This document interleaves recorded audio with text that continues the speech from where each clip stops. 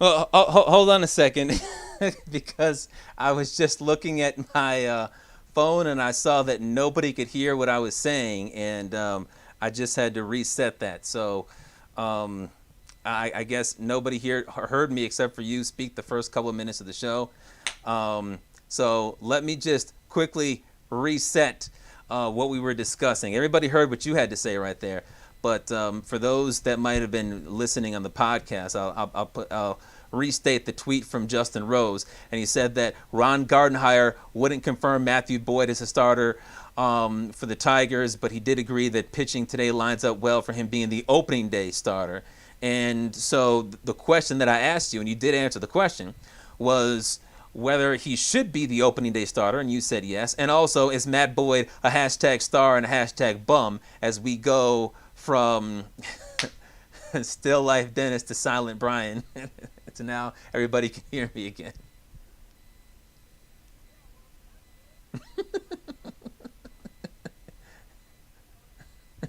Yeah.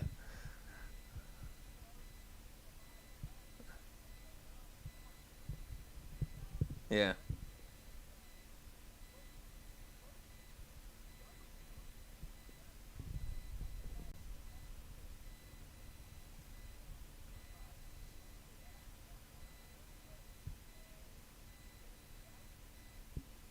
Okay. Yeah. I look. But and as far as hashtag star versus hashtag bum, what are you going with for Matt Boyd? I bet you don't.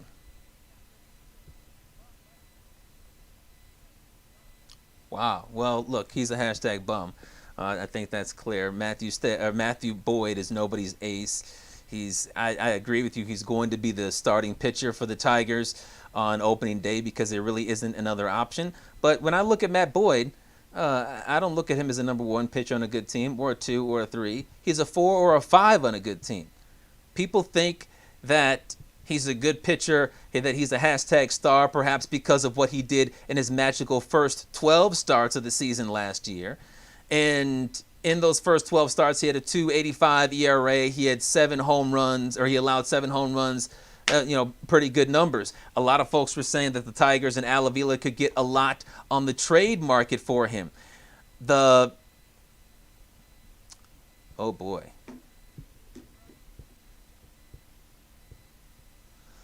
What the heck?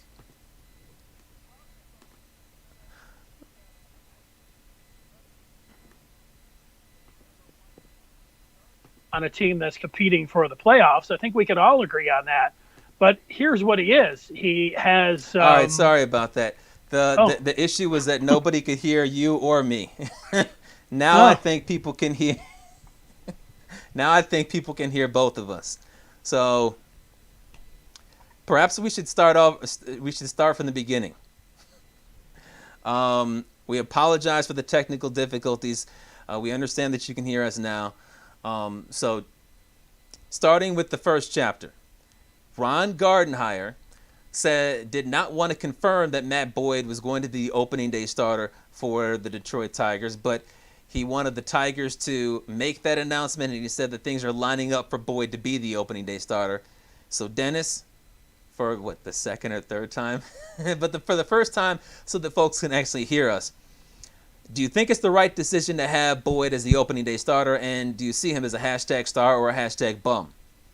yeah, I think absolutely he deserves to be the opening day starter. I like Matthew Boyd. I like how he's progressed. I like what he's doing. I like his. I like where he's at with his slider. I like where he's at with that four seamer. If he could learn two other pitches here, he could really solidify himself, where you would say this could be a guy that could be somebody in a rotation where you could go to the playoffs and do some damage. I don't think he's a number one or a number two guy ultimately. On this team he is right now.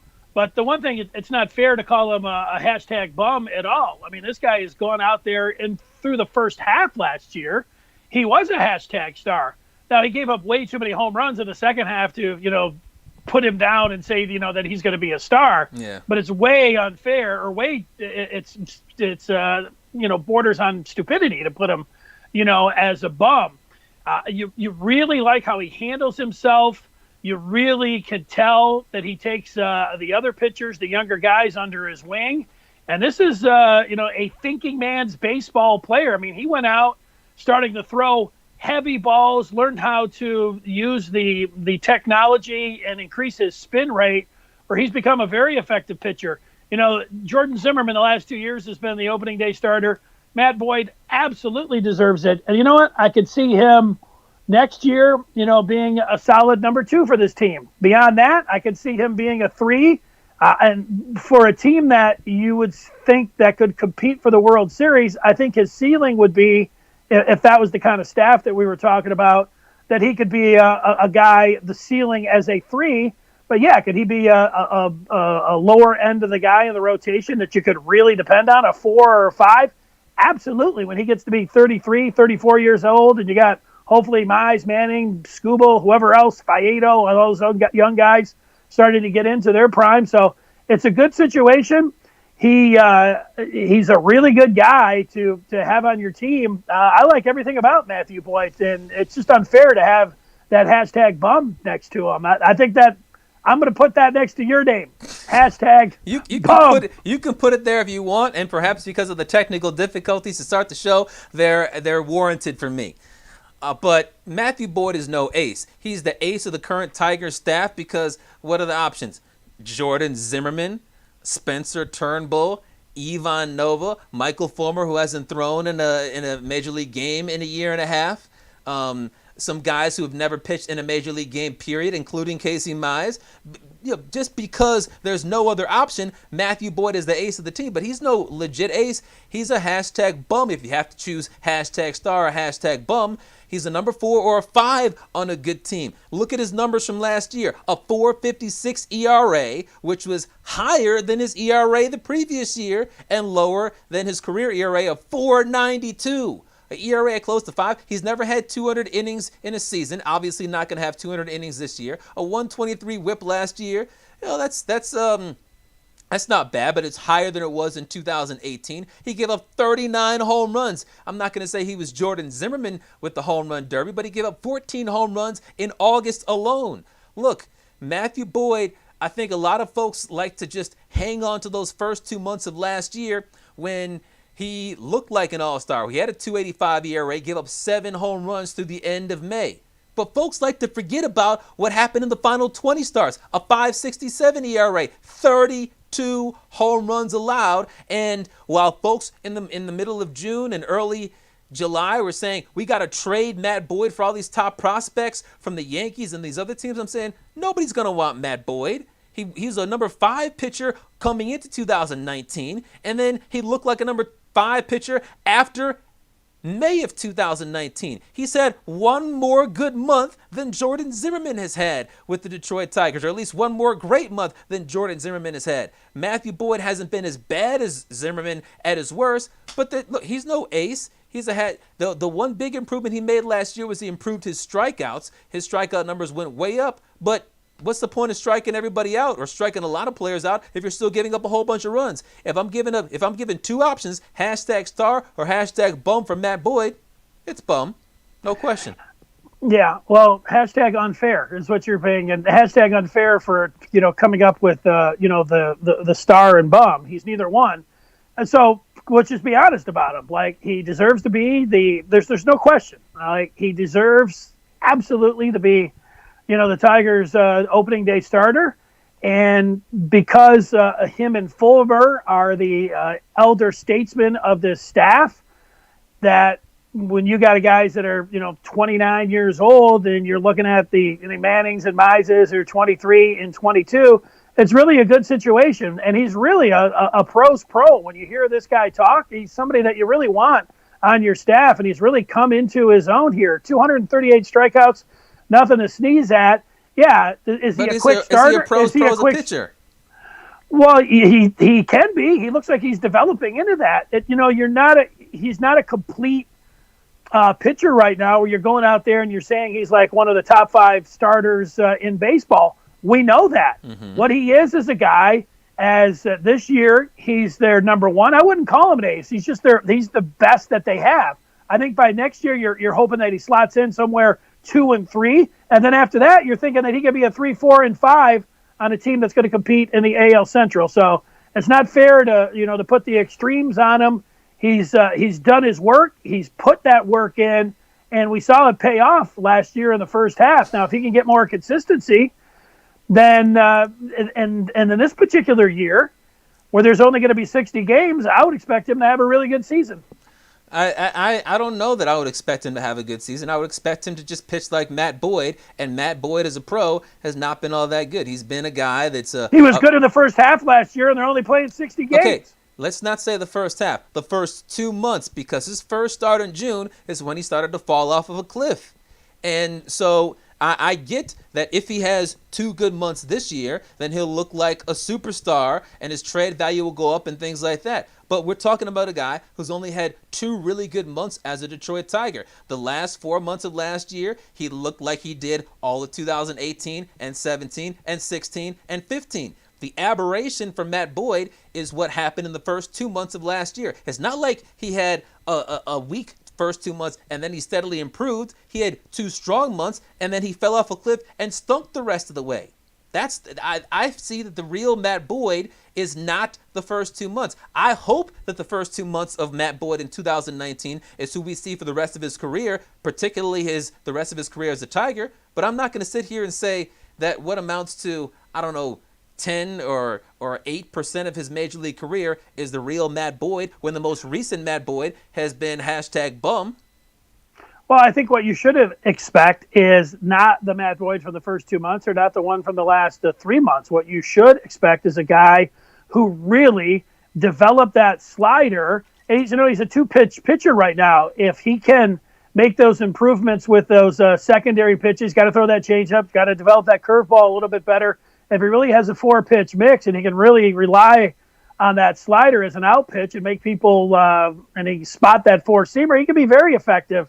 And he could be a guy can he be a valuable starter for this team over the next 5 years, somewhere through 1 through 5, this year 1, and then towards the, when he's getting into his 30s and the young guys are coming up as a 4 and a 5? Yeah, that's valuable. And that's what he has. So there's nothing bum-like about Matt Boyd. It's just unfair. But hey, you know what? If your approach with your poll was to rile me and Tiger fans up, you've done your job. The approach with the poll was just to ask the question, and I'll put the poll up right now so everybody can see it, and you can still vote on it. There's still time for you to vote. Did anybody agree with you? As you can see, 25% agree with me that Matt Boyd is a #bum. 75% agree with you that he's a #star. And I'm not surprised by that. I think a lot of people, most people, let me actually put it up there. I think most people agree, at least in this area, that Matt Boyd is a #star. But you know what? The problem is a lot of those people are comparing Matthew Boyd to other Detroit Tigers. And when you're comparing him to other Detroit Tigers, I believe last year he had the second lowest ERA. Only Spencer Turnbull was a tick below him. But we're talking about giving up 39 home runs. You're talking about an ERA over 4.5. Nowadays with the ERAs dropping, if you have an ERA around 4, you're below average. And he's talking about 4.5. Look, I don't see a credible argument for his entire career or his entire 2019 season to say that he was a star or he was even a number 3 caliber starting pitcher. All you got is his strikeouts. That's not enough for me. I'll give you this. The poll, if you said #serviceable or #down arrow next to him, that doesn't make as much as an exciting poll as your bummed and star one. But he is valuable for this team and could be an important cog as they move forward and balance out this staff with a veteran and some of the young guys, in particular with Fulmer being hurt. Do we have any feedback? We do. Here's about our silent start. Well, we do. We're going to just go ahead and thank people like Bernie for telling us about the sound and keeping us up to speed on that, and DJ also, weighing in right from the start of the show. Yeah. But DJ says Ivan Nova should be thriving in the canyonist park that is Comerica Park. He also adds that you have no hope. Keith says Boyd was super for a few months. His K rate was great. I don't know what we're arguing about because the Tigers suck, but Boyd could blossom into an above average pitcher in the next few years. See, That's exactly, fake Keith. news. We don't know what we're arguing about. Above average, I think he could be, you know what? I think he could be an above average pitcher. And here's the hope for him. The hope is that he can be a frontline starter over these next 2 years. And then when the young guys come up, he could be a veteran presence that could be as high as a 3 and as low as, your fifth guy out there. I'll tell you this. In 3 years, if Matthew Boyd has a 4-pitch mix and he's continued, some of his, the positive signs, I would love to be rolling him out as a fifth starter in 3 or 4 years. Then you're talking about this team that really can compete for the AL Central. Well, like I said, he's a number 4 or a 5 on a good team. So if he's the number 4 or the number 5 starting pitcher, then the Tigers would be a good team or at least have a good starting pitching staff. Where is still life, Dennis? We need to bring that back. Don't need that offensive mug. All right, but before we turn the page to the second chapter, let me just say one other thing, and that's about Casey Mize, because Ron Gardenhire did mention on Tuesday that he wants Mize to be on the opening day roster. And before we took the air for the start of the fifth chapter tonight, I was watching the Tigers on Fox Sports Detroit with their intra-squad game, and Matt Stafford said that you could make the argument that Mize has been the best pitcher for the Tigers in summer camp. So when I hear comments like that, because obviously he hasn't pitched in any televised summer camp games like so far, and I don't know if he pitched tonight, but when you hear comments like what Gardenhire said, you hear comments like what Matt Stafford said, and he's obviously seen more summer camp games than we have, it makes it seem like it would be a crime to not have him on the opening day roster. Perhaps it would be a crime to not have him in the opening day rotation if he's arguably the best that you have. Yeah, well, you should have been listening to me a little bit closer on the last fifth chapter because I was talking him up as well. All right, so we will turn the page and we'll give Chapman a little bit of his own medicine. Are all Penn State grads hashtag arrogant or hashtag unreasonable? You choose. Actually, we're going to college football. I know one thing. We're not hashtag losing to Ohio State every single year. We're not hashtag losing to our biggest rivals, and we do hashtag win the Big Ten title every once in a while. All right, speaking of college football, the Big Ten, they go to just conference games if we have a college football season. All right, Chap, you've had your pen out. This was a homework assignment. If you could draw up the Big Ten schedule, you can pick a team, you can go in general. How would you lay out? I did Michigan's. How would you lay out the conference season if we do have a college football season? Well, I went a step further. I didn't just do Michigan or Michigan State. I did the entire conference. And what we know is that we're going to have a Big Ten only season, and there's an assumption that it's going to be only a 10-game season. They're not going to have 12 games. It's only going to be a 10-game season. So what I would do is I would keep the 9 conference games that were already on the schedule. And then I would add a final game that would be based on competitive balance. That would obviously be a crossover game. The reason to keep the 9 games on the schedule is because you got coaches that have probably already been doing some advanced scouting and know that they're going to be playing, for instance, in a crossover game, Michigan would be playing, let's say, Minnesota. So if they've already started to do some advanced scouting, there's no point saying we're going to take them off the schedule and instead you're going to play Northwestern. So I would keep the 9-game conference schedule, and the bonus game would be a crossover game based on competitive balance. So I went through team by team, and it was pretty easy. You could start at the bottom. Rutgers was dead last in the Big Ten East. Their 3 crossover games are Illinois, Purdue, and Nebraska, who were 4th, 5th, and 6th in the West last year. Rutgers is not scheduled to play Northwestern, who was last in the West last year. So have the 2 last place teams from last year play each other as their additional game. Additionally, Maryland and Nebraska each finished 6th last year. They don't play each other based on the 9-game conference schedule this year. Add them. You look at the top of the Big Ten. Wisconsin won the West. Ohio State won the East. They aren't scheduled to play. Now they should be scheduled. Penn State, Minnesota, they finished 2nd. Have them scheduled to play each other. Michigan and Iowa finished 3rd. They weren't scheduled to play. Have them scheduled to play each other. Then you look at Indiana and Illinois. They finished fourth in their respective divisions, but they are scheduled to play each other.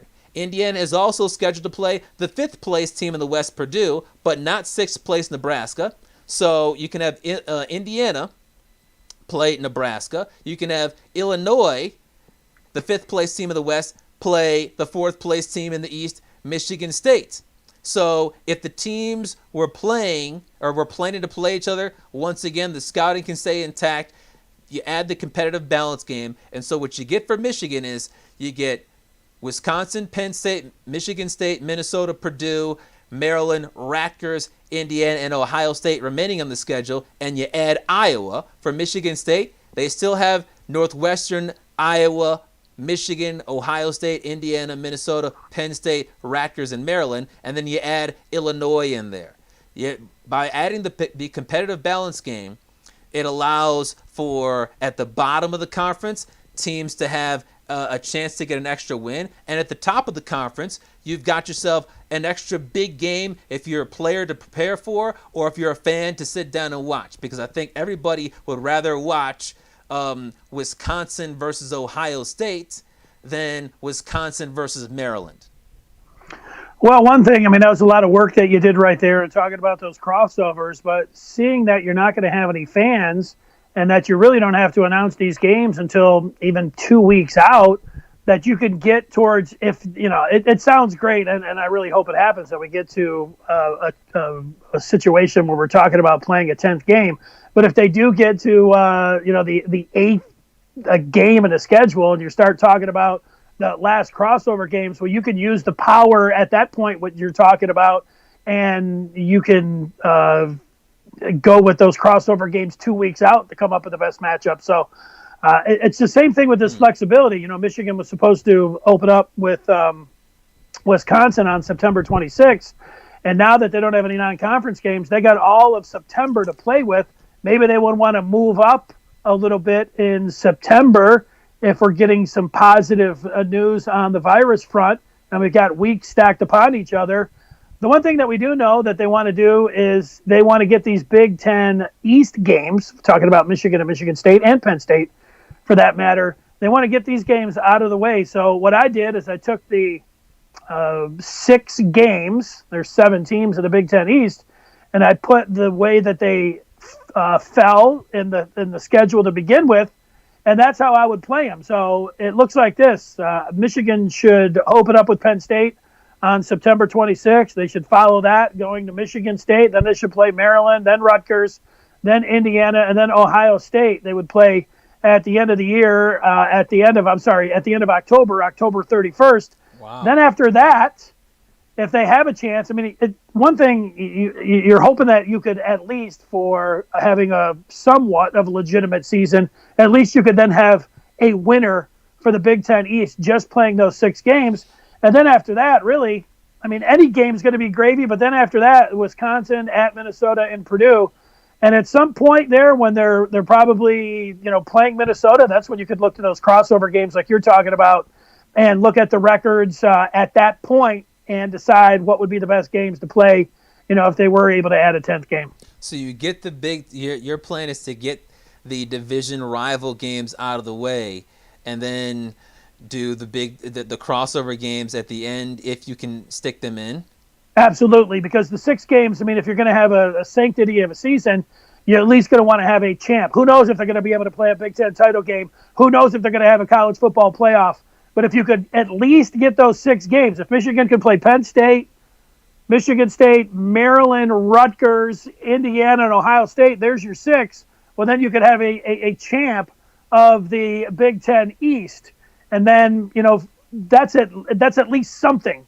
Now, if it shuts down 3 games in, and then you're talking about playing 3 games in the spring, then it all becomes, it's all a nightmare to begin with. But I think that because you have this flexibility, and really you're identifying September 26th, but they could move it up where you're talking about September 19th. Again, if it looks like the coast is clearing up a little bit, you could push those games up a little bit. You could have other bye weeks. Let's say, you're going into a game, that first game Michigan's supposed to play under my scenario of all these Big Ten East games. If they're getting ready to play Penn State in 2 weeks out, the Michigan quarterback room, you got both Joe Milton and Dylan McCaffrey, come down with coronavirus. Then you're talking about playing Cade McNamara. You might want to take that game then, and if Penn State had some, you might want to then, move that one to the back of the line, and put your bye week in right there. Because of coronavirus?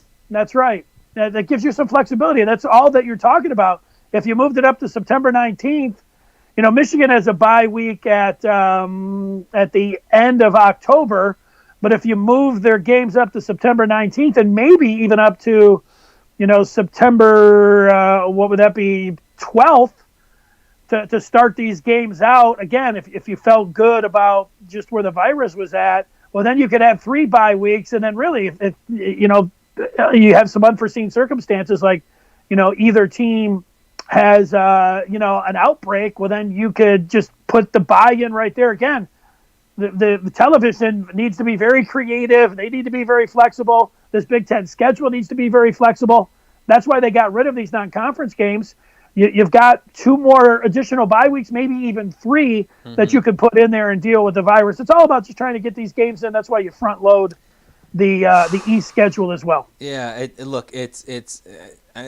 I want to criticize some of what you're saying, particularly having the Michigan-Ohio State game in October, but it's just like Dana White said right now, nothing is crazy right now because everything is crazy.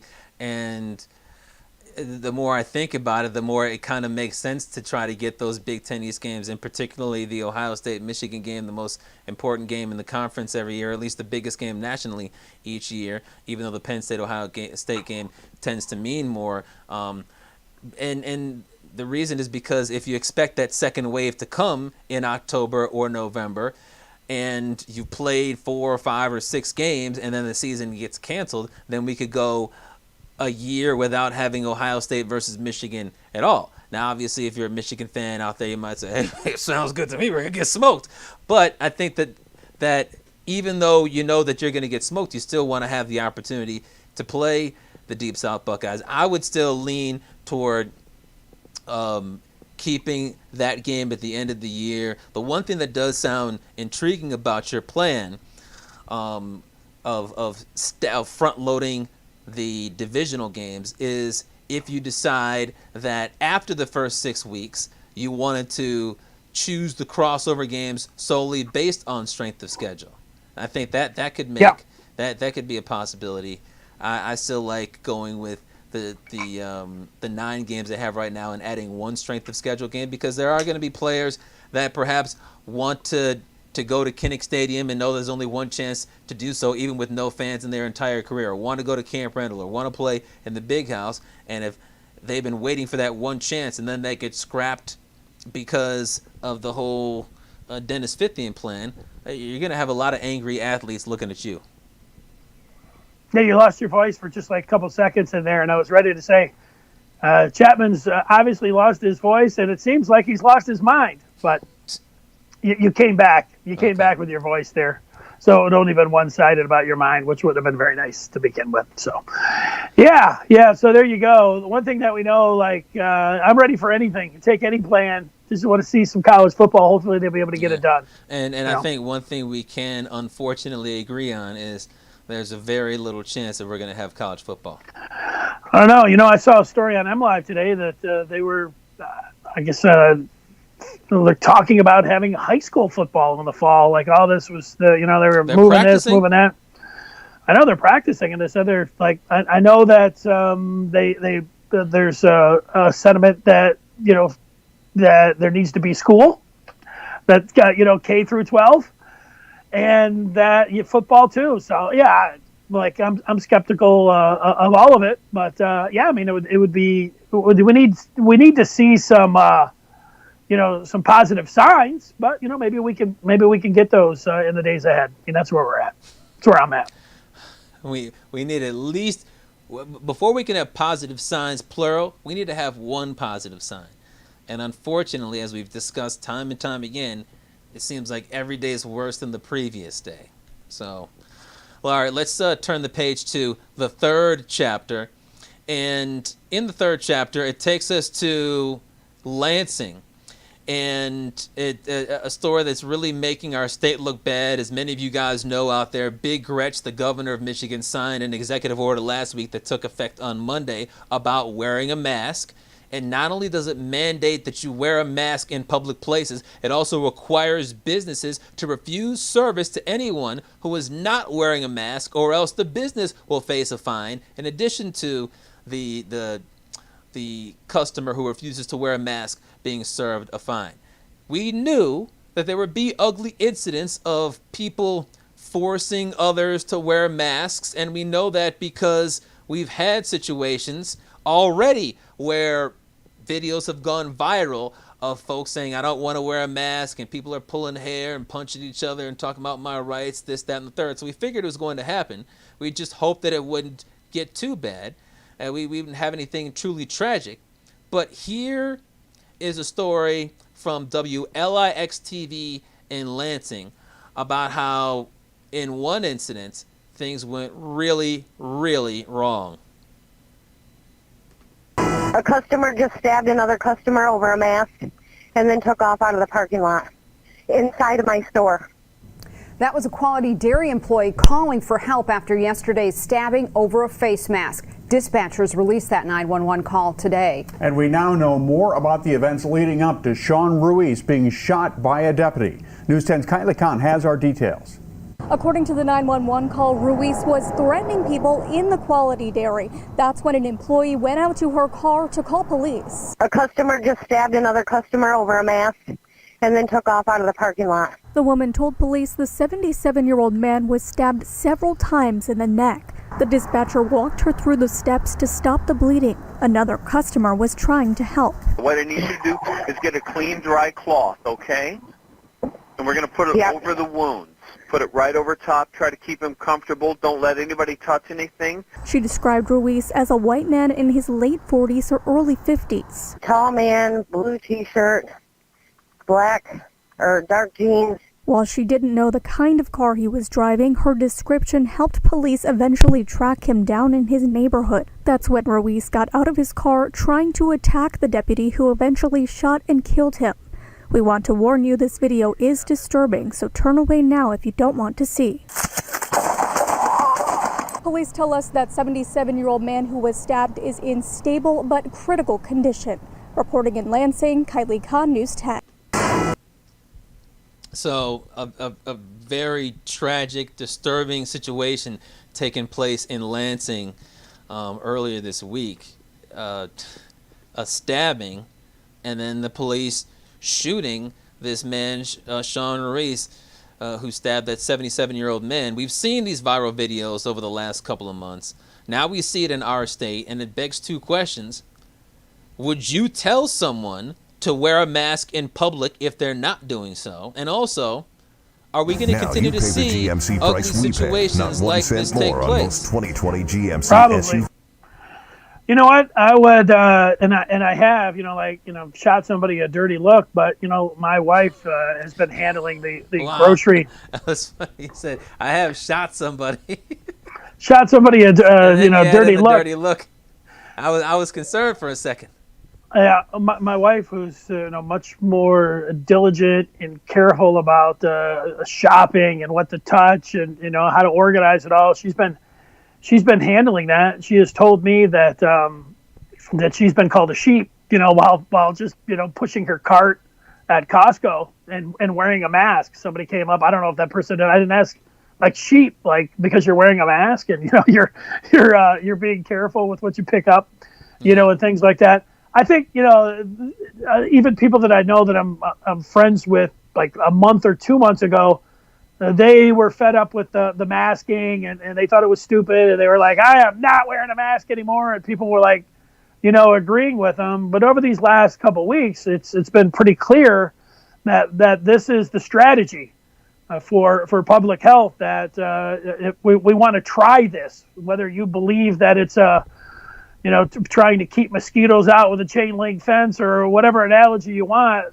This is what they're saying. That is at least, I say they. This is what this is this is what science is indicating, and I know people can tell you that no, it's not, but this is the strategy right now and where we're at. I do know this, that if you're going to a place that's enclosed or you're with somebody that's a large gathering, and right now, it wasn't like this a month ago, but if you right now don't have a mask on, you're asking for a fight, not a physical altercation, but you're asking for people to, like, if you walk into a supermarket, maybe you forget or whatever, they're going to ask you to put one on. So sometimes that happens. But if you're just going in like, I don't care, they can't, the police aren't going to arrest me, I know my rights. Well, you can get into it. You're looking to get into it then with the staff.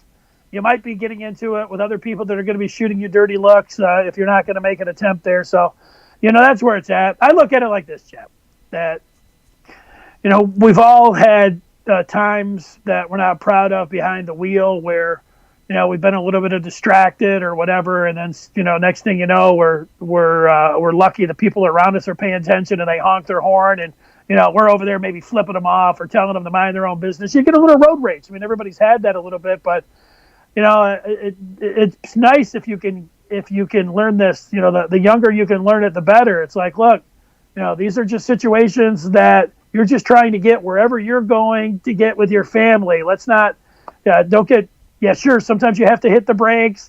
Sometimes somebody's flipping you off. Sometimes somebody's not paying attention. Laying on the horn or flipping people off or getting out of your car and confrontations. It doesn't help. Not wearing a mask. It's not doing anybody any good. And, there's moments that I wasn't proud of over the years. So, but that doesn't, hopefully you can be smarter than I was if you're out there and you're watching and you're younger than I am. Is that what you were back in the day, bird flipping 50? I don't know. Somebody, I'm trying to think of the couple times that somebody was, clearly not paying attention or on their phone, and next thing you know, I'm making a gesture, and they're stopping their car and jumping out, and next thing you know, maybe I'm getting out of my car, and maybe shouting at each other out in the middle of the road, and I'm like, let's go. I don't know. It's been a long time. I don't know. I'd have to really think about how those things went down. There actually wasn't a confrontation, but getting out of your car in the middle of the roads, it's not a good idea. Not a good idea. Story time. For Dennis. But look, this, I think we're going to see more situations like this, but I think that part of it is because with this new executive order, it's not just, hey, we're suggesting that you have a mask on or please put the mask on. It's now in law that, it's now written in law that the businesses are going to be punished if they don't abide by it. I don't think that there was any penalty for the businesses before, but now if a business knows, especially a small business, if they know that they're going to be fined $500 if they don't refuse service, then they're going to say, look, we're living paycheck to paycheck. We know that if the numbers keep on going up, we're going to be shut down again. We can't afford to lose $500. I'll be okay losing your $10, your $20, your $30 sale because I'm not getting fined $500. Go put your mask on. And when people are, when business owners know that they have that issue, they're going to send people away, and there are going to be some customers that don't like it. I look at this Cesar Ruiz guy. He had no regard for human life. If you look at everything that transpired, he didn't care about the others in that ice cream shop that went in because he went in without the mask on. He could be spreading Rona all around. He didn't care about the life of the old man that he stabbed, obviously, because he was trying to kill him. And he didn't his last name was Ruiz. Was his first name Caesar? Yes. Like the Michigan center that got drafted by the Saints last year? Well, his last name was spelled with an S, Ruiz. So they didn't kill. The police did not kill former Michigan football player, but he also didn't care about his own life because he decided he was going to charge at a cop with a gun. A cop who was aiming the gun at him, and he was going to do so with a knife. Everybody knows the whole phrase, don't bring a knife to a gunfight. He brought a knife to a gunfight, and he got shot up and got killed. And this is over an ice cream place. Like, whether he was getting a gallon of milk or some ice cream, it doesn't take that long. Put the mask on for 5 minutes, for 2 minutes, and then everybody leaves alive. Instead, he's dead. A 77-year-old man is in critical condition, and the police officer is sitting there thinking, I just killed somebody. She had the right to do so, but she didn't want to have to go home and go to sleep that night thinking about how she took somebody's life. Now I hear you. Here's on the live chat, Keith on YouTube making a post. He says, I still think the season may be canceled. I really love the list and both of you guys, and I love sports, but this pandemic is really hard to get excited about with everything that's going on. And then he adds, I listen to you guys to get away from the news, which is so dreadful. And I get that. You know, I was tuning in to listen to a little golf play-by-play today, and they didn't have the play-by-play on, but it was the guys that were working for, PGA radio. And I was expecting them to be, talking about Tiger Woods. And instead they were talking about the pandemic and what they could do in San Diego and everything else. So I know sometimes you're tuning in and hoping that, you're going to get away from the news and the pandemic and masks and this side and that side and everything else. But, well, that's the problem, and that's why I had to tweet what I tweeted last week and say what I said last week about how we don't deserve sports right now, because sports are a lot of times looked at as a distraction. And when you see that as a country, and in many states, I think it was over a dozen states, they're breaking records for hospitalizations, breaking records for positive coronavirus tests. The last thing we need is for a distraction. We need to be focused on the coronavirus. We don't need people thinking that we're having a return to normalcy when these doctors and medical staffers don't have a return to normalcy. Things are worse than ever for them in a lot of places. It was like that here in April. It was like that in New York and New Jersey in April, and parts of New Orleans or parts of Louisiana in April, and now things are getting like that in the West and in the South. We don't need right now something to take our attention away from this. And I think that if we have college football not start, if we have some of these other sports start and then stop, maybe then folks will say, man, we couldn't even just delay sports. We've got no sports. We've got to, I guess, finally now deal with the pandemic first so that we can have all this stuff, this fun stuff second. We don't need distractions. It's like, when I was a kid, I didn't like when my mom said I couldn't play video games and watch TV on weekdays. But guess what? If I had that distraction, I would have been playing video games and watching TV as opposed to doing my homework and studying for tests and things like that. We want to have the video games while flunking out of school. Yeah, some people. I mean, I don't know what Keith was talking about overall, but he could mean that, he tunes in and just wants to hear some sports and everything else is blended in there. It doesn't mean that, he's going out and not wearing a mask and he's like saying the hell with it all. I mean, he could be the most diligent person. Right. He could be the most diligent person out there. And every time he turns on the TV, he's like, man, I just can't take this. I would rather have something else. Yeah. You got to learn how to use that remote and know what to watch, man. If you get tired of the, constant bombardment of, the negativity. I get that. Yeah. You got movies out there. So you could turn to movies as well as you put that offensive mug down. But the other thing that we brought up with regard to this issue is whether or not you would tell somebody to put their mask on. And I can tell you, I think we've all at this point been in public, maybe not since the executive order, but we've all been in public over the last couple of months and seen somebody not wearing a mask in a building, and most people don't say anything. I haven't said anything. I don't think that I will. And I think we've all seen, at the very least, someone with their nose exposed where they have the mask like this, but obviously Rona can come out of their nose and then go through the air and go right up your nose, and then all of a sudden you got coronavirus. But I don't think that I'm going to do that because I don't want to get stabbed. I don't want to get shot. I see what happened in Lansing. You never know just how crazy someone is and how proud they are to be defying the coronavirus executive order and the mask order. But I would consider calling the cops to snitch on a business if they aren't going to enforce the mask policy, because that's their job. Their job is to not serve people that are going to be going around spreading Rona. So I would consider snitching, but I don't know that I'm going to be confronting, tapping people on the shoulder. Hey, where's your mask? Where's your mask? That's not my job. That's the store's job. Yeah, shoot him a dirty look. A dirty look is not going to convince anybody to do anything, and is not going to convince the stores to do their job either.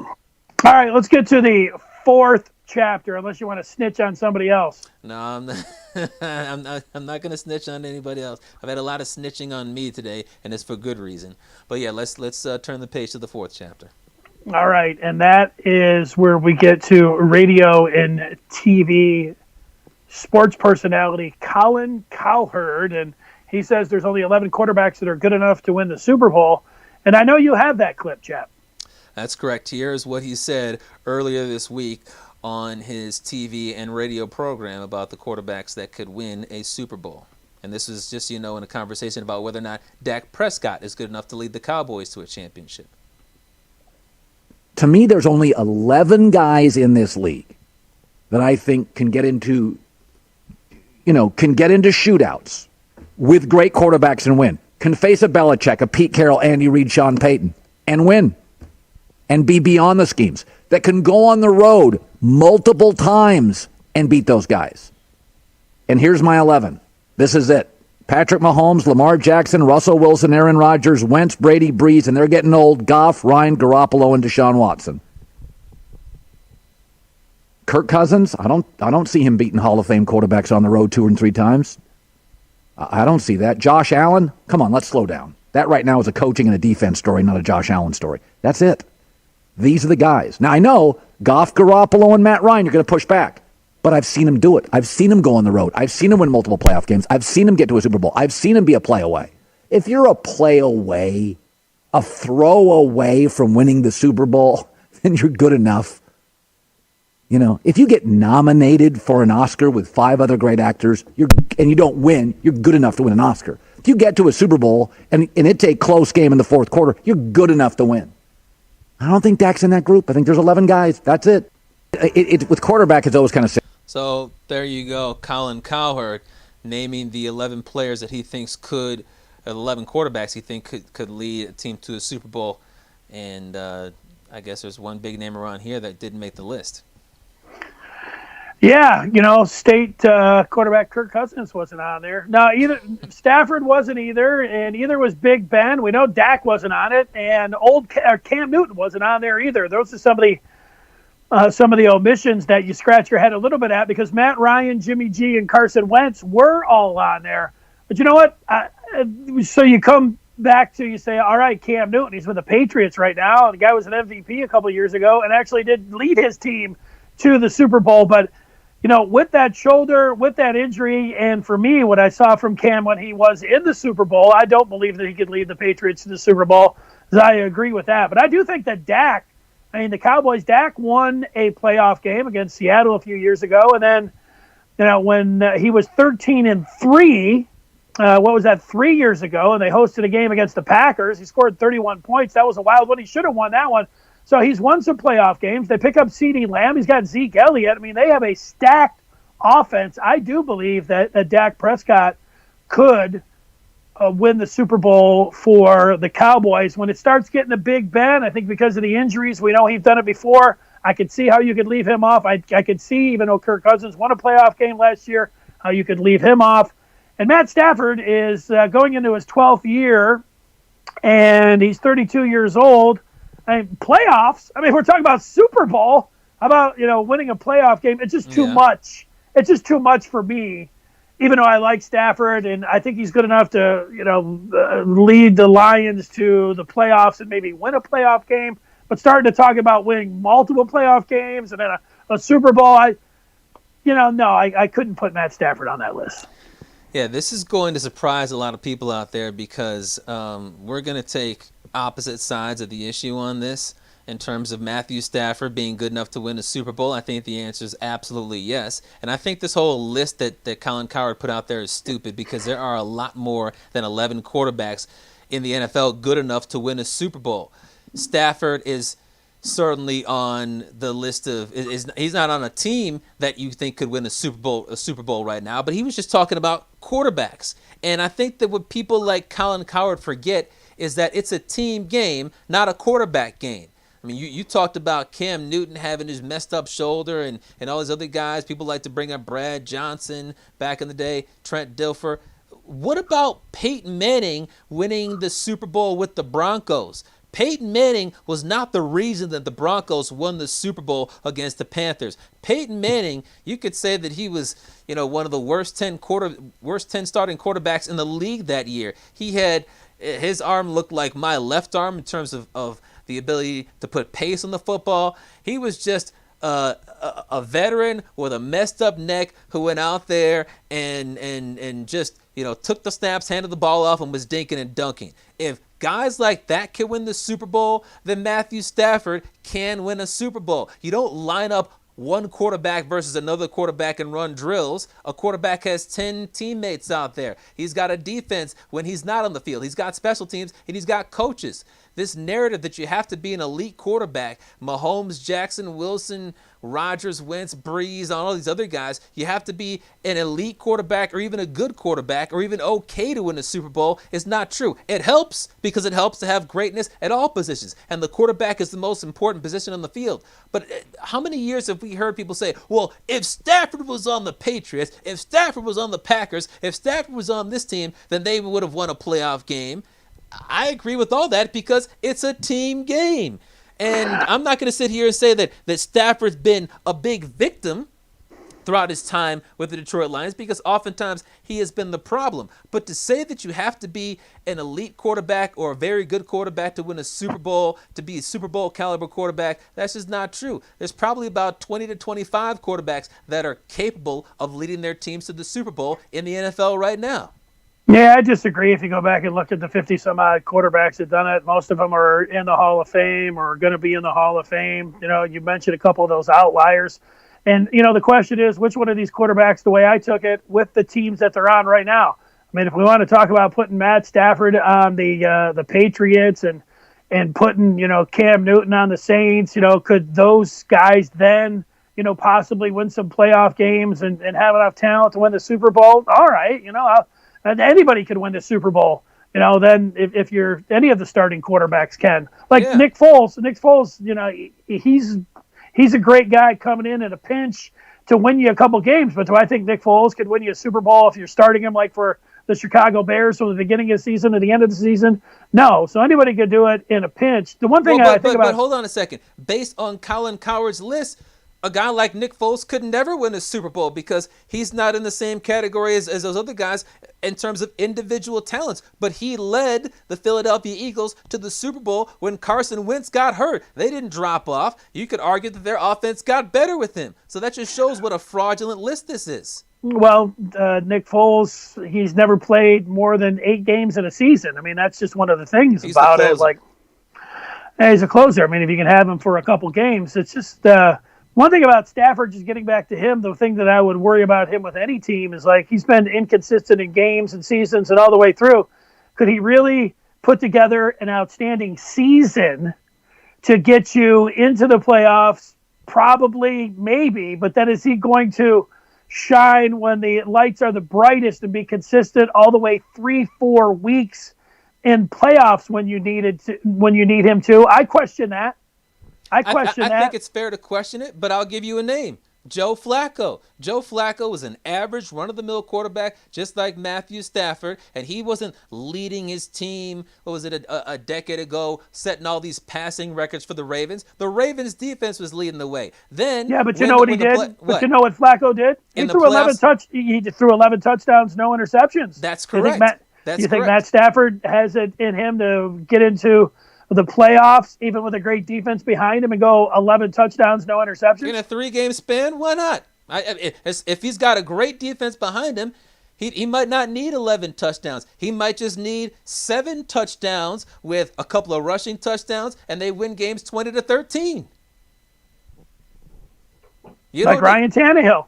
Exactly. Just like Ryan Tannehill. Hand the ball off to Derrick Henry, have great defense, and you can win yourself some playoff games. Now, the best recipe would be to have a guy like Patrick Mahomes. I'd rather have a Mahomes. I'd rather have a Rodgers. I'd rather have a Wilson. Absolutely. But to say that there are only 11 in the NFL that can, and Stafford can't, Cam Newton, particularly with the best coach of all time, who likes to cheat, can't, all these other quarterbacks can't, Absolutely not. It's ludicrous. It's dumb, and I get so sick and tired of people trying to break down football and only looking at the quarterback position.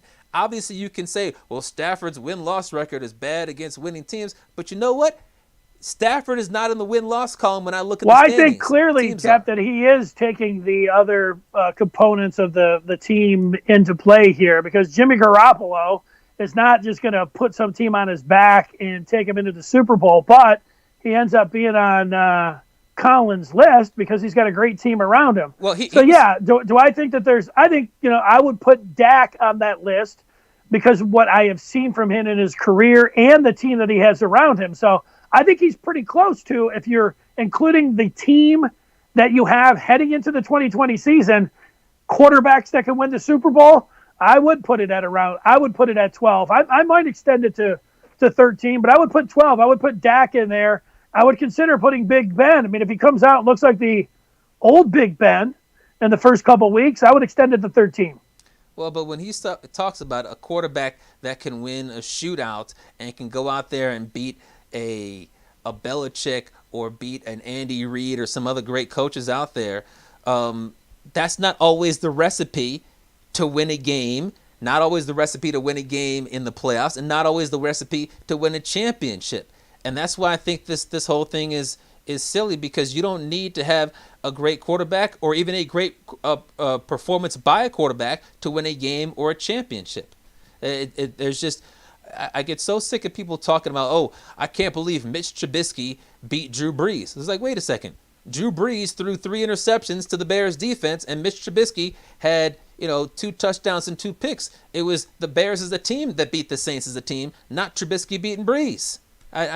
There's more to the game than just one player. So Stafford, I'm going to sound like a Matthew Stafford slappy once again. Matthew Stafford is good enough to win a Super Bowl. You heard it from me. Well, you're a young guy, chap. For as long as I've been watching football, the old adage remains true. The quarterback gets way too much credit when they win and way too much blame when they lose. You're a young enough guy where maybe you can change the narrative over the next few years, in the media. Good luck. Yeah, exactly. That's not happening. All right, Dennis, let's turn the page now to the 5th chapter. And that, of course, means it is story time, since today is a Thursday. And, of course, I have another ride-sharing story for you. I hinted earlier in the show that it's about a really stupid, reckless cancer patient. But first, it's time for the man, the Fith, the legend, Dennis Fithian. All right, chap. Well, for this one, I was just thinking about sports over the pandemic and where we're at right now. And it's been a bad week, and looking forward to the fall, and maybe not looking forward to it so much when it comes to sports. But then I just thought back in March and just where I was at when the pandemic was happening. I was getting ready. I was 2 days away from going down to Columbus to call a hockey game, a Big Ten tournament semifinal with Michigan against Penn State. And then a week after that, it was going to be at the Little Caesars Arena as the Lakers were coming in, as the Pistons were hosting them on a Sunday. And, of course, the NCAA tournament was going on. I mean, all of that, it seems like a year ago, or even more than that. It's been so long, and it's been 4 months. And, during this pandemic, I've watched the Belmont Stakes for about 2 hours there. I watched down in Florida with my uncle some UFC fights for about 2 hours. 2 weeks ago, I watched the Rocket Mortgage Classic, and that's really been, I've watched some games on YouTube here and there, some old college football games that I didn't see for whatever reason. But I'm going all in this weekend, which I'm excited about, and that is with the memorial down in Dublin, Ohio, Jack Nicklaus's tournament, the course that he designed, and everything else. I mean, there's a statue of him there. This is his tourney. And they've got such great pairings, and Tiger and Rory are in a pairing with Koepka, and Tony Finau came out and shot a 6 under today. Rahm and Spieth are in 3 and 2 under, and Rory and Tiger. Rory's 2 under, Tiger's 1 under. It's going to be a nice weekend. I'm going all in on it, watching it. So my story is about passion for sports and how I'm jumping into the golf this weekend, and then at the end of this week, on Friday, I will be looking forward to watching the Tigers on an opening day down in Cincinnati. Yeah, even though I don't think we deserve it, if it's here, I'm going to take advantage of it, and I'm looking forward to sports as well, having sports on the calendar. I think that we all, as sports fans, miss that routine where, especially during baseball season, at 7 o'clock, maybe if they're playing a team in the Central Time Zone, 8 o'clock, you sit down in front of the TV, FSD is on, and you're watching the game. And then, when it comes to a week after that, you got the NBA season and NHL season restarting. You got to sit down. You get the chance to sit down at 7 or 8 o'clock and watch the game and even flip back and forth to finish up your day. I think we all miss that. All right, Dennis, for my story, this, as a lot of you guys know, I drive for Uber and for Lyft, and this story actually comes from last night. I picked up 3 people in their 20s from a bar in Macomb County. 2 of them were women, and 1 was a man. I have never been inside that bar before, but I was a bit surprised from the looks of it that it was allowed to be open, because I've dropped people off and picked people up from there before, and I figured that they certainly made over 70% of their money on alcohol, but I know nothing about their menu, never been inside, like I said. So they all get in the car, they all get in the back seat. The man was sitting behind me, and the 2 women were sitting in the other 2 seats. The man and the woman in the middle were doing the majority of the talking. I didn't say really much of anything to them except for one time when very early in the ride, about a minute in the ride, this big puff of smoke comes from behind and hits me in the face, and like, hey, whoa, what's going on? And the woman in the middle says, oh, I'm sorry, is it okay if I vape in your car? And I said, absolutely not. It's against policy to vape in somebody else's car, and obviously it's rude and it's dangerous. You got a big plume of smoke blocking your vision. So she apologized, and that was the end of that. But after that, I didn't do any speaking. And obviously, because of that offense, they did not get 5 stars.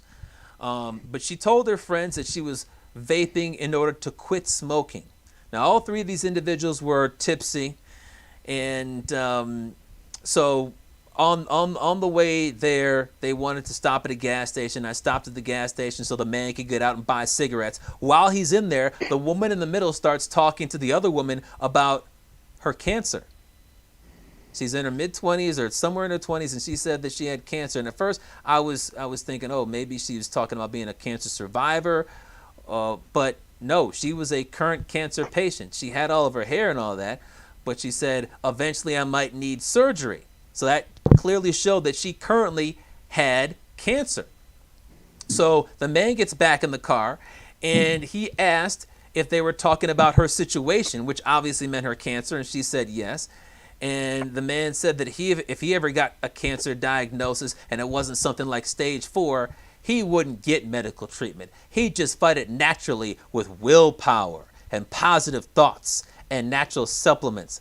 I'm thinking to myself, what an idiot. You think that a big tumor in your brain is going to sit there and say, well, he's got a lot of willpower, I'll just quit. But no, they just kept on talking their nonsense. The cancer patient started talking with the man about how there was some oil that they both liked and they both believed in. And she said that having low stress can help you heal as well. But the guy just reiterated he would just fight it off with willpower. Then this cancer patient showed just how truly careless and stupid she was. Keep in mind, she's already established that she has cancer, and she's been out drinking alcohol with her friends, and she was vaping. The man says, what did you think about the fake police officer inside of the bar? And the cancer patient said that it was clear that he was fake. They thought that if he just put on some body armor, then everyone would have to respect him. And she said it was annoying because every time she would walk past him to go to the bathroom, he would tell her to put the mask over her mouth. And they continued to complain about the bouncer and all that. And she said, I know if I get the coronavirus, I might not be in the best situation. I've got cancer, I've got lupus, but I don't care. And for those that don't know about lupus, it's an autoimmune disease in which the body's immune system attacks its own tissues. People with lupus, just like people with cancer, are at high risk if they get the coronavirus. So the conclusion is this dumb woman in her 20s who currently has cancer, currently has lupus, wasn't inside hiding from the coronavirus on a Wednesday night. She was out with her friends drinking alcohol at a bar where we know they don't socially distance. She was vaping. She wasn't properly wearing a mask. There are some people that just don't care, and she was one of those stupid people. Well, luckily she had a driver that was had his mask on, that Yes. being you. So, Yes. Did you have your mask on? Yes, I had my mask on. I always have my mask on. But, I mean, she's literally playing roulette with her life. When you see all these stories about how, Harper's, there were over 100 people linked to coronavirus after having gone there. 40 people have tested positive in Michigan after going to a house party. And it's not like she's young and healthy. She's young with cancer and lupus, and she vapes. Yeah, bars are hot spots right now. If you're somebody that is in a high risk situation, you shouldn't be going to the club get tips. Sounds like they were. No, stay at home and do it by yourself, and go on Zoom with your friends. Another rousing story time by Brian Chapman. And coming up on Tuesday's Fifth Chapter, we will be into game week. Will the Major League Baseball season really happen? We should have a pretty good indication on Tuesday. We'll get to it here on the Fifth Chapter.